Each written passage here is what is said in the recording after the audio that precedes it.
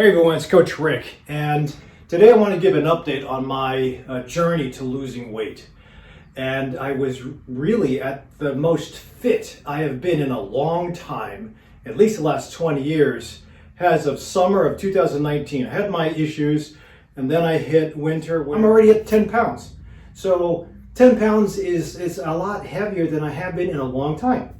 And not only that, there's a lot of stress I'm trying to neutralize, but I am seeing my psychologist. I'm still doing my mindful practice and yoga. I just finished a little yoga session. I'm going to throw in every ingredient I can and be successful at this recipe. And one of them is Garcinia. So I gave a thumbs down to my unboxing that I did of Garcinia. But I had to say that in the last 2 weeks, every Monday to Friday, in the last 2 weeks, I've been holding off on eating. I'm essentially doing one meal a day, OMAD. So I don't eat anything from 8 p.m. I stop eating until 4 p.m. the next day. That's 20 hours, where I used to go from 8 p.m. until 12 noon. I gave it an extra 4 hours to see if I can squeeze out a little bit more starvation. The objective with starvation is that it gives you or puts you into ketosis. Ketosis is just another fuel source that the body can utilize. So the body's number one fuel source is glucose, and usually we have so much glucose that the keto engine turns off. Yeah, I drive a hybrid, so when the gasoline is out, it automatically goes to electricity. When the electricity's down, it goes back to gasoline, so it goes back and forth without a hitch. You don't even notice it. But in people who have been stuck on gasoline for a long time, it's going to be hard to burn fat as your primary fuel source. So if you just do nothing but eat glucose and carbs and sugar, well, you're going to just gain a lot of fuel over here because it doesn't get utilized up. And you'll just have this fuel source over here that's huge, not being touched, and yet the body's still asking for glucose because of insulin resistance and a couple other things. So I'll put the link to the third video down below. So one of the things I'm doing is using the Garcinia, and it is helping me get to 4 o'clock without eating anything. I have MCT oil powder with my coffee in the morning. I have my green tea. I have my Pellegrino, my vitamins, but I've also taken this. So this I've done an unboxing on this, so that'll be the fourth video I'll put down below if you want to watch them. This is beta-hydroxybutyrate salt. And when you have beta-hydroxybutyrate salt, it's essentially when you eat your food, like I just had my dinner. It's now 6 o'clock. Had my breakfast, lunch, and dinner just now.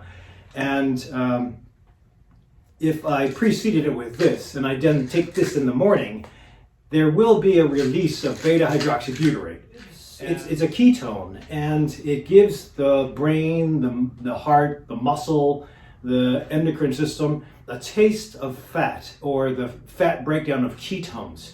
And when the brain and body and muscle taste ketones, especially when you're not giving them any glucose, they'll be able to say, hey, wait, this is a fuel source. I kind of remember this fuel source, and they'll automatically go over to fuel this way instead of hungering for glucose.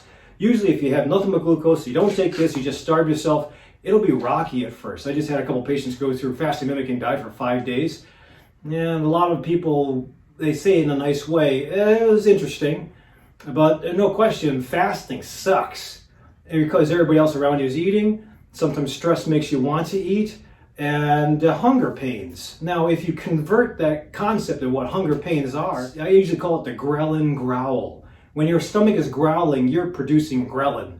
And ghrelin is a hormone that says, it does say that you have to hunt, but eventually it calms down. Meaning that you have to hunt for food. But if you just wait and be patient, it'll calm down, and then you'll have satiety. So if you are like a kid and you want to answer, growling stomach, go eat something, you're going to gain weight because your stomach's going to learn to growl all the time. So the idea is pace yourself, be patient. Maybe if you have extra bucks, get some ketones going. You can also do this in the form of fat, and there's whole food options in case you're on a budget. And that's why I wanted to bring up, during these COVID times, there's a lot of reasons, and I'm not using these as excuses, but having no gym, having no structure to eating because it's all over the place, thank God I'm still working, because here I'm working from 8 to 6 and a little overtime, but I at least have structure when I get here. If I was at home doing nothing, which it was a couple weeks ago, it's like all you want to do is eat and watch Netflix. So no structure, no plan, because nobody knew when we were going to open up the country again, and there's absolutely no guidance, no leadership, and then no money. So and then the PPP or the unemployment, that bullshit. You know how hard it is to get that stuff? You have to jump through hoops. This COVID crap, and it is going to change the paradigm of where we go from here. Even if the government and the state opens up in 2 weeks, it won't be the same. It shouldn't be the same. This is a pause. Now, if the pause has to be made because humanity's going crazy or doing the wrong thing, I'd say it's time to just pause and see, do we need all this material stuff? Do we invest in the right things, money versus health? Do we belittle our healthcare workers? And do we eat to stuff our mouths, or do we eat to have camaraderie and to be at a kitchen table with family? So I think a lot of these things are being reset because we're being scolded. And if part of this penance is that we have to deal with extra weight and maybe cut down on food and maybe exercise a little bit more smart and spend time with family, I think it's fair. Don't be remiss about where you are right now. We're all in the same bucket. And if we don't do anything about it, and we just go back to the way it was before, well, the second surge of COVID is coming. It's going to be in fall, winter. And again, I think the reason why we've accumulated so many deaths in the United States is because, and they're different deaths than China and Italy and Spain, the deaths here are middle-aged with comorbid conditions, high cholesterol, insulin resistance, diabetes, hypertension, obesity, COPD, asthma. All these things can be considered immune-compromised states. And with all these other little things, then the deaths in the United States are comparable to the amount of deaths all over the world, but ours are younger and older, and now we're getting little kids.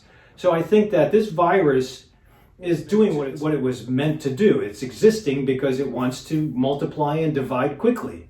And spread quickly. Now, if the human is not healthy, then the virus will have a higher likelihood of destruction and death.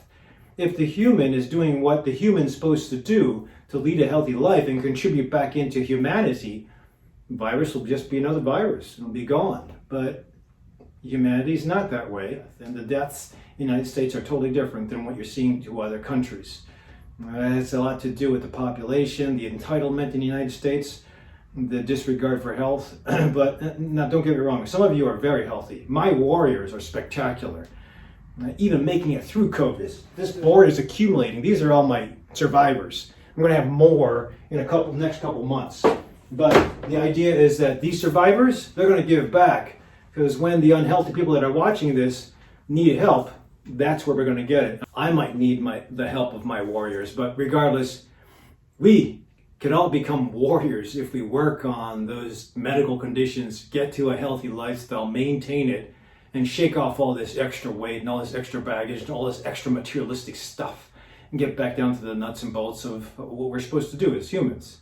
So hopefully this won't be a hindrance to getting to where we're supposed to get to, and hopefully I'll get rid of this extra 10 pounds and get back into fighting shape. I'm going to be turning 60 in 2.5 years.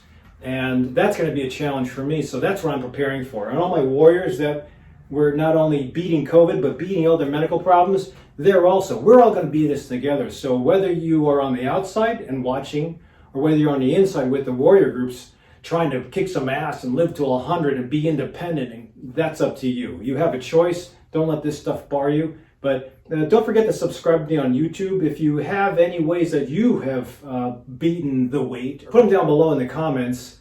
Otherwise, I'll see you at the next video.